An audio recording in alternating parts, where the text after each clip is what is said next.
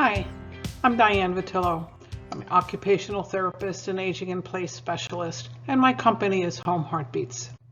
Today I'd like to talk with you about home modifications. It's not about aging, it's about adapting to our changing needs. So the goal of any home modification is to improve accessibility, safety, and the overall comfort and quality of life for the residents. So let's begin. Home modifications can include structural changes, like if you see the picture below, one of my clients is having their bathroom redesigned. Use of specialized adaptive equipment. You see the pictures on the side. You could add a stair glide if you have difficulty climbing the stairs, elevated toilet seat, little grab bars that you could put in a doorway to help you safely navigate the steps, and a door threshold to make it easier for you to traverse across perhaps a 2 or 3 inch rise in the door threshold. So some of the things that I discuss with my clients when I go into the home are their activities of daily living. For bathing, can they get in and out of the shower or the bathtub safely? Do they have grab bars? Do they have a non-skid mat? Do they have a seat to sit on? Dressing, do they have any difficulty dressing?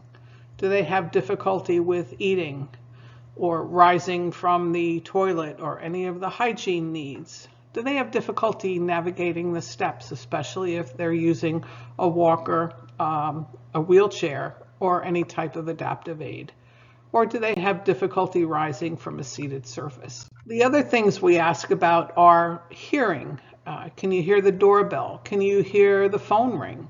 Can you hear someone calling for help? How's your sense of smell? Did you leave something burning on the stove? How's your vision? Can you read the labels on, say, your food cans or your prescription bottles? Do you have difficulty with pinch or grasp? Do you have difficulty opening that jar of pickles or the milk containers? So a healthcare professional, specifically an occupational therapist, can suggest modifications to address many of these issues.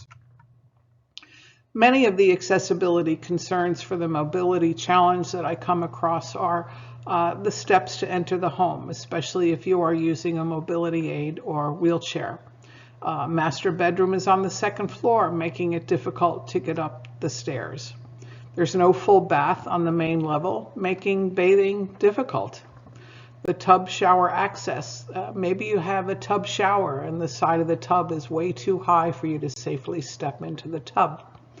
And the laundry location. If it's down the basement or on the 2nd floor, do you have difficulty getting there? So when I come into your home, if your main entrance looks like this, say with the many steps, and there's a high door threshold, and you have difficulty climbing the steps, I might suggest something like this: a vertical platform lift, a ramp, or an exterior stair glide. It all has to do with what your mobility challenges are. Or you may have something like this.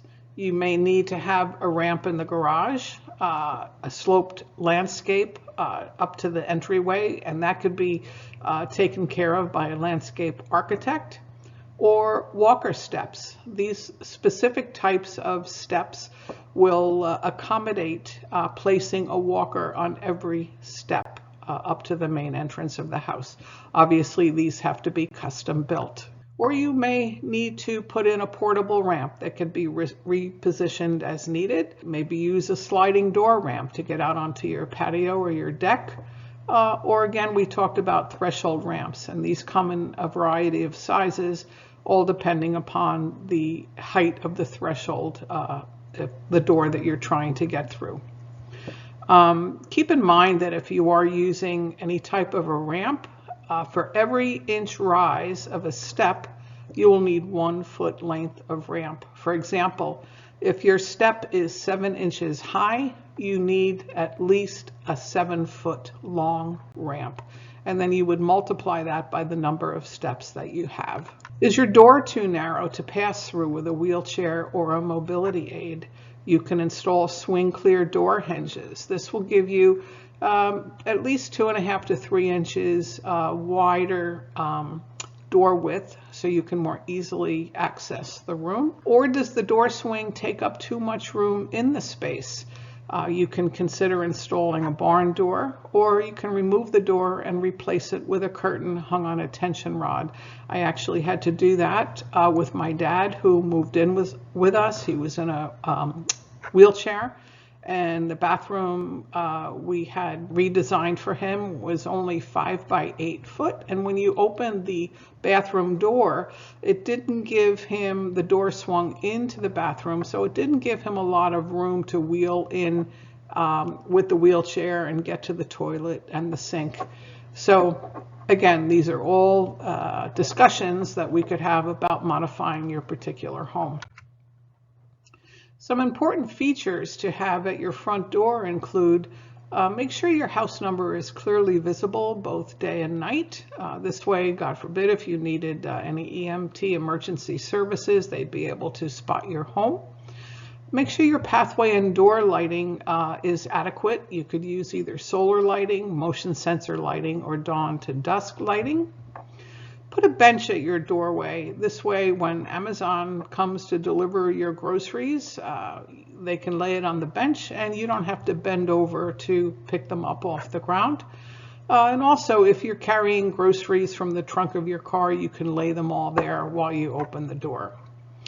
We always recommend putting in lever door handles. Makes it much easier, especially if we have, say, arthritis, or we just have a poor grasp and grip. Makes it difficult for us to turn a doorknob. Check the storm door tension if you have a storm door. Sometimes they don't stay open long enough for you to actually open the front door itself. This is often problematic if you're using a walker or a wheelchair. If you have a peephole in your door and you're, say, short stature person or someone using a wheelchair, you want to be able to see who is at your door. Consider installing a smart lock. These are all remote operated door locks. Generally, it can be handled through your mobile phone. So if you're, let's say, resting in bed, you hear someone at the door that needs to get in, you can unlock the door from your cell phone. And where's your mailbox located? Is it right at your front door, or is it on the curb, or perhaps you live in an HOA community, so the main mailboxes could be several blocks away from where you live. So some tips to improve safety and function in your home. If you're using a mobility aid or a wheelchair, consider rearranging or removing furniture in the space to maximize clear walking space. Use chairs with armrest or use other adaptive products to help you rise from a low chair. You can see that in the two top pictures. The picture on the top right, if you look at the feet of the sofa, those are furniture risers. They will lift your furniture up approximately 3.5 inches. So if you have difficulty rising for that really comfortable sofa that you love, you could consider furniture risers. However, if your balance isn't so great, and let's say as you try to stand up and you fall back into your sofa, the furniture risers may not be the best solution for you. So that's something you would discuss with your occupational therapist. Consider using voice-activated lighting to light the room before you enter. I use that a lot. We have Alexa in our home. When we're watching TV in a different room, before we go to bed, what we do is we just tell Alexa to turn on the bedroom lights, and the lights will go on even before we reach the bedroom door. And we've always told our clients to remove throw rugs, any worn carpet, or secure it with carpet tape to decrease a trip and fall event. Some other safety items: if you have difficulty getting into or out of bed, you can consider using a bed assist product, like the picture on the top left.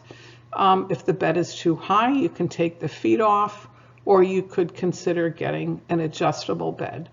So your current mattress may be compatible with an adjustable bed frame, but that's something you would need to talk to the gentleman in the mattress store. And if you have difficulty reaching into those the high closet rods, you can install a pull down closet rod, making it easier for you. Some more tips: if you have difficulty navigating to the bathroom at night, consider putting a commode next to the bed. And what I tell my clients is take a trash bag, you put it in the commode, you fill it with cat litter. This way, if you do need to use the commode in the evening, when you get up in the morning, it's so much easier to just wrap up the bag, toss it in your garbage, rather than having to empty the commode bucket and then wash it out. Consider putting motion sensor lighting on the wall outlets along the pathway to the bathroom, and plug in a night light in the bathroom that illuminates the bathroom space. In the kitchen, many of us have difficulty reaching into the upper wall cabinets, especially during, say, the holiday season where you keep all your heavy dishes up on the top shelves. Use a step stool with a handle to reach over into the overhead cabinets, but be very careful, especially if you have any balance issues. Consider kitchen customizations to work smarter, not harder. And you can see the picture on the lower left. Those are, it's a special insert into your cabinetry that will actually pull down so you can more easily reach all of the things in the upper cabinet without having to climb up onto a step stool. And you can install lever or smart control faucets, again, just to make life a little bit easier. In your bathroom, ideally a full bath on the main floor is recommended, especially if you are using a mobility aid or a wheelchair. A roll-in shower with grab bars and a seat is recommended. A roll under sink in the event you do need to either sit in a wheelchair or want to sit in a regular chair to take care of hygiene. Again, lever faucet controls on the sink and the shower.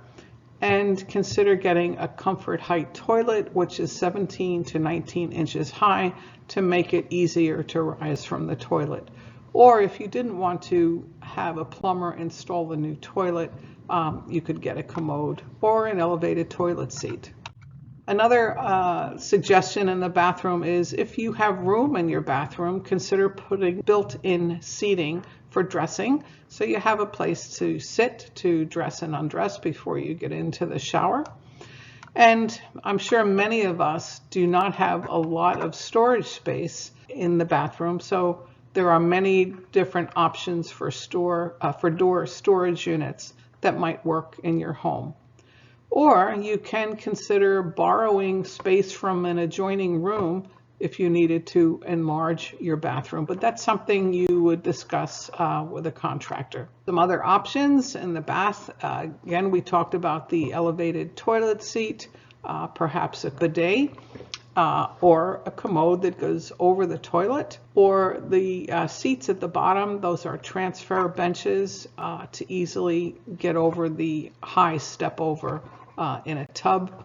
And of course, soap on a rope. We haven't talked about that for many years, I'm sure, but it's always nice to have hanging in the shower so you don't have to bend over and pick up the soap that you just dropped. Other things we always recommend are grab bars, but make sure that they're professionally installed, and never use the suction cup grab bars because they won't adhere to certain different tile or marble surfaces or textures, and they will not support your weight if you have a fall event. In the laundry room, so if the laundry room is in the basement or on the second floor and climbing the steps is difficult, you might consider either adding a first floor bathroom or remodeling one that's already there and installing a stacked or combo washer dryer. You could speak with a contractor to determine if a combo washer dryer can be installed under your kitchen countertop, or you could hire a high school student to do your laundry for you once a week. Navigating steps. This is always a big issue, especially for my aging clients and those with vision problems. The top left picture is one of those little threshold ramps that you could put in so you don't have that little step that you might trip over as you're walking into the home. The picture with the yellow stripes on the steps, that's for visual impairment. This way it identifies the edge of the step so you don't easily miss a step as you're climbing up or down. The installation of handrails, that's on the lower left, very important on all the steps in your home.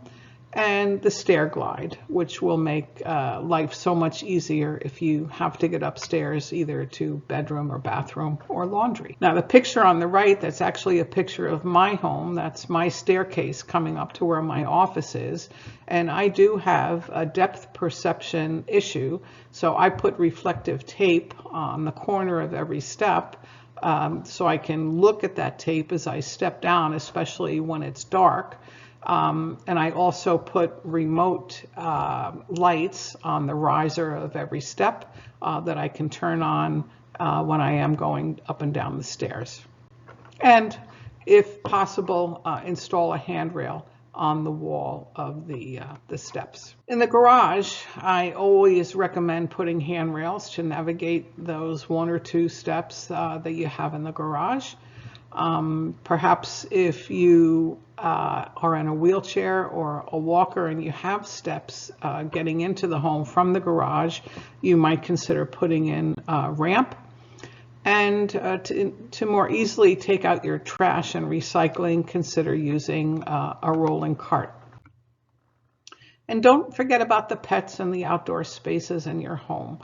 There are many adaptive products on the market for pet care.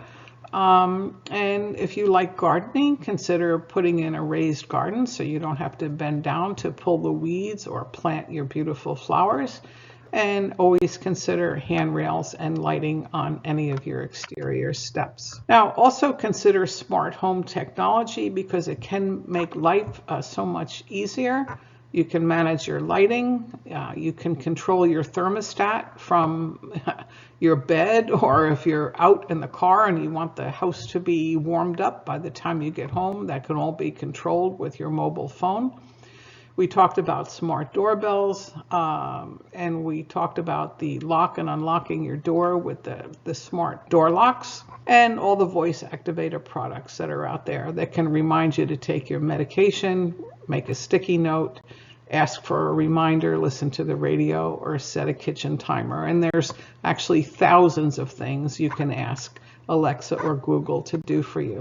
And I just want to note something about accessory dwelling units. They are small self-contained housing units, and there are 2 of my clients that decided to move in with their children, but didn't want to actually move in with the children, but the children had enough space, enough property on their home site that they could convert the garage to make it a self-contained housing unit for them. So it can be attached to an existing home or it can be detached on the same lot as this picture. It has a bedroom, a bathroom, a living room, a kitchen, and an outdoor social area, and it's all on one floor. This way you can share the space with a family member or a friend, but not actually be in the same space. So your perfect home modification team would be an occupational therapist who understands the progression of the diseases, the disabilities, and illnesses, and what accessible equipment, devices, or home modifications would best fit the client throughout their lives. And then the home contractor. They can work with the occupational therapist to design and then implement the best modification solutions for the resident and for all those who visit that home. So some resources that you may want to take a look at if you're trying to find a certified aging in place professional. You can check online with the National Association of Home Builders. They have a list, everyone in the US that has a CAP certification. You can just Google by state. And it will tell you who has that certification. And AARP has the Home Fit Guide, which is available to you. You can go online at aarp.org and just order the Home Fit Guide. It's a free guide that they will send to you, or you can take a look at it online. The Home Fit Guide gives you suggestions to modify, ways to modify every room in your home. So remember, it's not about aging, it's about adapting to our changing needs. And I hope our little discussion today has given you some insight on ways that you can adapt or modify your home to safely age in place. Thank you for joining me today, and be well.